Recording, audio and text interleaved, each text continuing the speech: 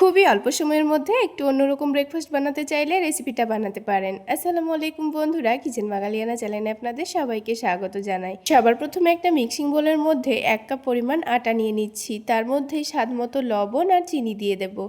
এবার এখানে একটা ডিম দিয়ে দিতে হবে। যেহেতু আমি নাস্তাগুলো আটা দিয়ে তৈরি করে নিচ্ছি, তাই এটার মধ্যে ডিম দিলে কিন্তু নাস্তাগুলো খেতে ভীষণ মজার হবে। তারপর বারে বারে অল্প অল্প করে পানি দিয়ে ব্যাটারটা তৈরি করে নিতে হবে। পানিটা কিন্তু একেবারে দিয়ে ফেলা যাবে না, তা না হলে কিন্তু ব্যাটারের মধ্যে অনেকটা দলাভাব চলে আসতে পারে।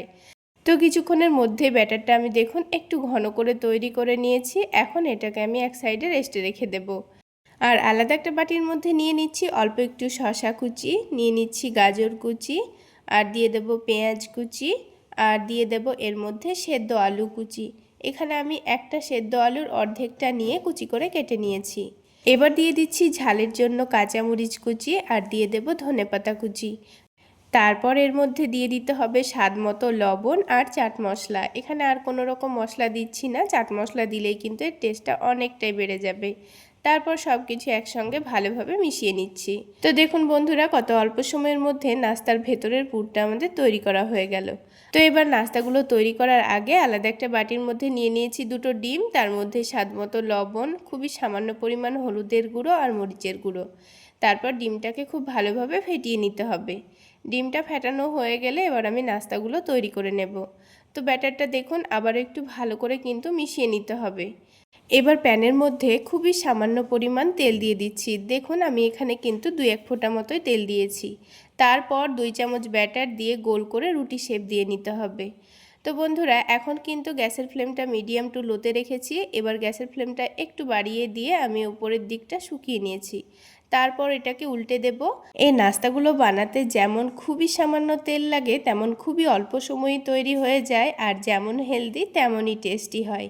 বাচ্চাদের স্কুল টিফিনেও কিন্তু আপনারা কোনো রকম সবজি করার ঝামেলা ছাড়া ঝটপট বানিয়ে দিতে পারবেন। তো রুটিটাকে কিন্তু উল্টে পাল্টে খুব সুন্দর করে সেঁকে নেওয়ার পর দেখুন ওপরের দিকে আমি অল্প একটু ডিমের ব্যাটার লাগিয়ে দিয়েছি।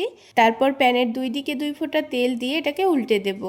তারপর অপর দিকেও কিন্তু ঠিক একইভাবে ডিমের ব্যাটারটা লাগিয়ে দিতে হবে।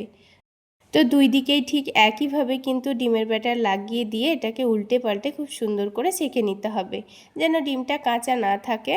তো দেখুন কিছুক্ষণের মধ্যেই কিন্তু রুটিটা খুব সুন্দর ফুলে উঠেছে। এবার এই রুটির এক সাইডে দিয়ে দেব 2 টেবিল চামচ মতো টমেটো সস। টমেটো সসটা 2 টেবিল চামচ মতো দিয়ে রুটির চারিদিকে খুব ভালোভাবে মাখিয়ে নিয়েছি। এবার এক সাইডে যেই শসা আলু আর পেঁয়াজের মিশ্রণটা তৈরি করে রেখেছিলাম সেটা দিয়ে এটাকে খুব সুন্দর করে পাটিসাপটার মতো করে রোল করে নিতে হবে। তো দেখুন বন্ধুরা, খুব সহজেই কিন্তু এটা রোল হয়ে গেল, কোনো রকম অসুবিধা নেই। তো একটা রোল কিন্তু আমাদের তৈরি করা হয়ে গেল। ঠিক একইভাবে আমি আপনাদের বোঝার সুবিধার জন্য আরও একটা বানিয়ে দেখিয়ে দিচ্ছি। ব্যাটারটা যখন আবারও প্যানের মধ্যে দেবেন তখন কিন্তু ব্যাটারটাকে আবারও একটু নাড়াচাড়া করে দিতে হবে। তারপর উপরের দিকটা শুকিয়ে আসলে উল্টে দিতে হবে।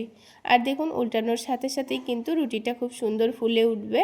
তারপর উপরে অল্প করে ডিমের ব্যাটারটা লাগিয়ে দিয়ে ঠিক একইভাবে আবারও উল্টে দিয়ে ডিমের ব্যাটারটা লাগিয়ে দিতে হবে।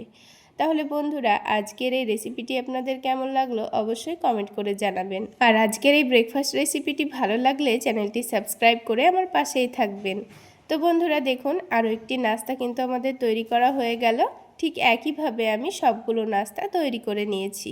এবার একটা নাস্তা আমি আপনাদের ভেঙে দেখিয়ে দিচ্ছি।